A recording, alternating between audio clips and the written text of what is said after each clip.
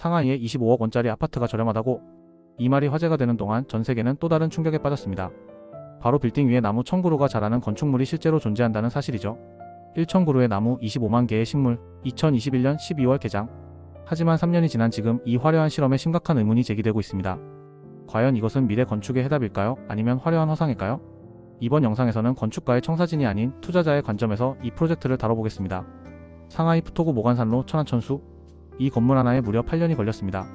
2021년 12월 완공된 8층에서 12층 규모의 복합 쇼핑몰에는 1000여 그루의 나무와 20만에서 25만 개의 식물이 심어져 있어요. 설계자는 토마스 헤더윅, 뉴욕 배슬로 전 세계를 놀라게 한 그 건축가입니다. 하지만 여기서 첫 번째 의문이 생깁니다. 왜 하필 중국이었을까요? 답은 간단합니다. 다른 나라에서는 허가조차 받기 어려운 프로젝트이기 때문입니다. 미국이나 유럽에서 이런 건물을 지으려면 환경영향평가, 화재 안전성 검토, 구조 안전성 승인만 수년이 걸립니다. 하지만 중국은 달랐습니다. 일단 지어보자는 추진력으로 바빌론의 공중정원을 현실로 만들어냈죠.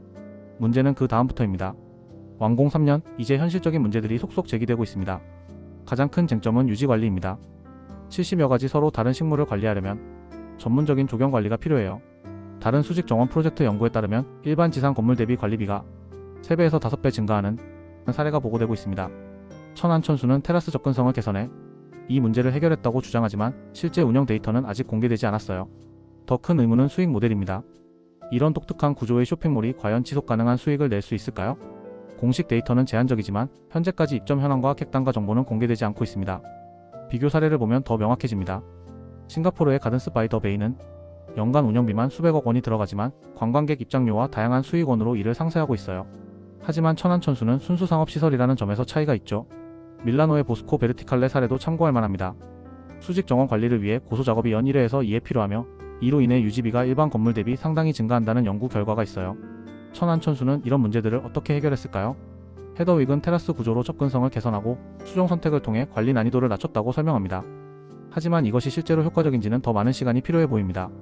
현재 2단계 공사가 진행 중인데 19층 높이 약 100m 규모의 호텔과 오피스 복합 건물이 추가로 들어설 예정이에요. 1단계의 검증이 완료되지 않은 상황에서 규모를 확대하는 것이 과연 현명한 선택일까요? 이런 프로젝트는 전 세계로 확산되고 있습니다. 헤더윅은 서울에서도 비슷한 컨셉의 프로젝트를 제안해 2024년 5월 노들성 국제공모에서 당선되기도 했습니다. 하지만 천안천수의 사례에서 보듯 상하이보다 훨씬 가혹한 한국의 기후 조건과 막대한 유지비 문제 때문에 이 프로젝트가 과연 현실화될 수 있을지에 대한 우려의 목소리가 높은 상황입니다. 그럼에도 이런 실험적 프로젝트들이 계속 제한되는 이유는 무엇일까요? 건축가의 명성과 개발업체의 브랜딩 효과, 그리고 무엇보다 미래 도시에 대한 비전 때문입니다. 천안천수의 진짜 의미는 여기에 있습니다. 성공이든 실패든 이런 실험 없이는 미래 도시의 해답을 찾기 어렵다는 점이에요. 실제로 완공 3년이 지난 지금 천안천수가 상하이 부동산 시장에 미친 구체적 영향을 측정하기는 아직 이른 상황입니다. 장기적 관점에서 지켜봐야 할 프로젝트죠. 다른 개발업체들의 반응도 다양합니다. 일부는 관심을 보이지만 대부분은 검증된 사례가 더 필요하다는 신중한 입장이에요. 그럼 결론은 뭘까요?